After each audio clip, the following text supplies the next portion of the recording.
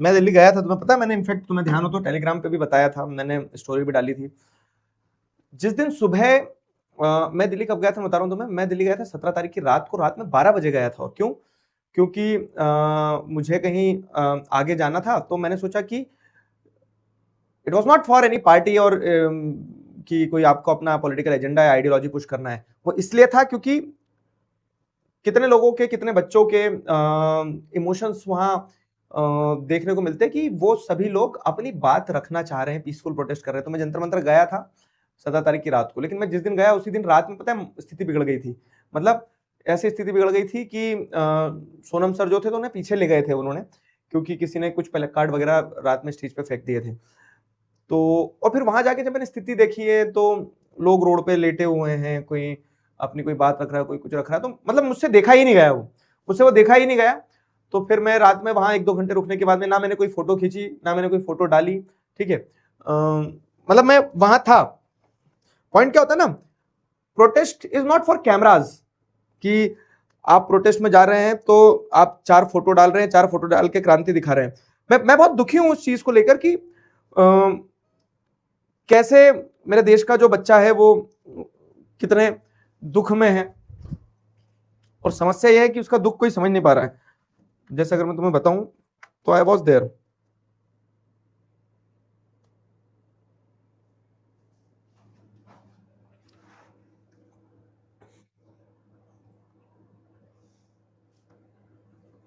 ये देखो, I was there, मैं गया था।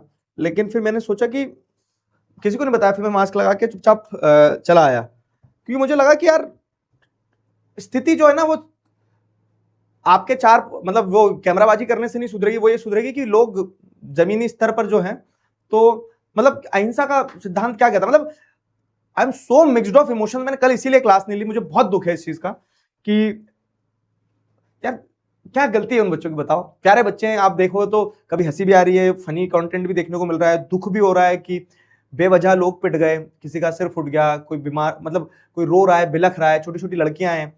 तो उनकी बात सुनना चाहिए, बस मुझे ये लगता है। मुझे नहीं पता कौन सही है कौन गलत है, वो सारी चीजें, और मैं बड़े दुख के साथ उस चीज को कह रहा हूं कि यार उनकी बात सुनना चाहिए बस। तो again I am telling you people from last 2-3 days, बड़ा मैं उस मामले में बहुत सेंसिटिव इंसान हूं, और मैंने जब ऐसा देखा तो मुझे लगा कि हम किधर जा रहे हैं हम यार। We as a human society, देश छोड़ो, जनता छोड़ो, पार्टी छोड़ो, ये छोड़ो, वो छोड़ो, मैं एज अ ह्यूमन हम किस तरफ जा रहे हैं, बताओ। एज अ ह्यूमन हम किस तरफ जा रहे हैं। और डायलॉग्स जो होते हैं ना, बातचीत जो होती है, बातचीत हर समस्या का समाधान निकाल देती है। अगर सबसे पावरफुल कोई सा स्किल है तो वो यही स्किल है कि आप लोगों को सुन पाओ, लोगों को समझ पाओ, लोगों को समझा पाओ। अब क्या हुआ, अगर मैं तुम्हें एक बहुत रैशनल स्टैंड दूं तो कल जैसे देखें तो प्रोटेस्टर्स के कुछ रिप्रेजेंटेटिव्स के साथ में सिस्टम के कुछ रिप्रेजेंटेटिव्स ने बातचीत करी।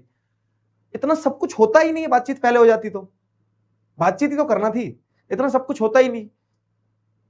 किसी ने लाठियां खाई हैं, किसी को उठा कर जबरदस्ती जेल में डाल दिया होगा, आंसू गैस खाई हैं, देश का रिसोर्स खराब हुआ है, किसी की गाड़ियां टूट गई, किसी का कुछ हो गया, किसी को लग गई है। और होता क्या ना कि सब अपने अपने घर जाएंगे, सब अपने अपने, कोई नेता बन जाएगा, कोई किसी को फंडिंग मिल जाएगी, किसी को कोई फेस बन जाएगा, किसी के फॉलोअर्स बन जाएंगे, किसी को व्यूज मिल जाएगा। लेकिन वो एक आम व्यक्ति जो अपना दुख लेके उस उम्मीद से गया था कि उसका दुख सुना जाएगा, उस पर जब लाठियां बरस गई ना तो वो टूट गया। और एक चीज समझना, क्या होता है ना, देश कैसे बनता है, देश ऐसे बनता है कि देश चलाने वाले लोगों के अंदर देश के लोग जो है वो विश्वास जताते हैं।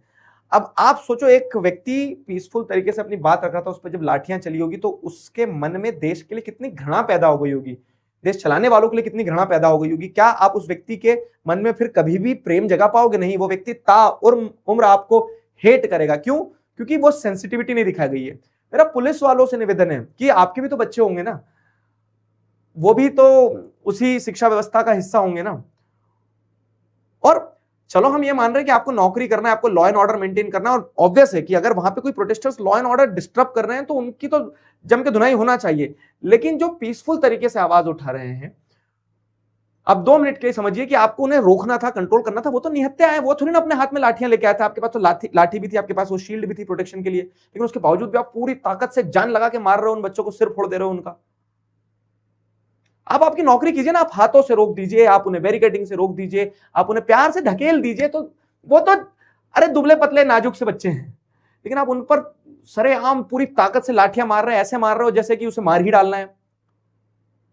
ये दुखी कर देने वाला सीन था। बस कल दिन भर से वही विजुअल, आप मोबाइल खोल रहे हो वही विजुअल आ रहा है, और वो हर एक विजुअल जो है आपको चीर दे रहा है अंदर से। क्यों? क्योंकि आपको ऐसा लग रहा है कि हम एज अ सोसाइटी किधर जा रहे हैं।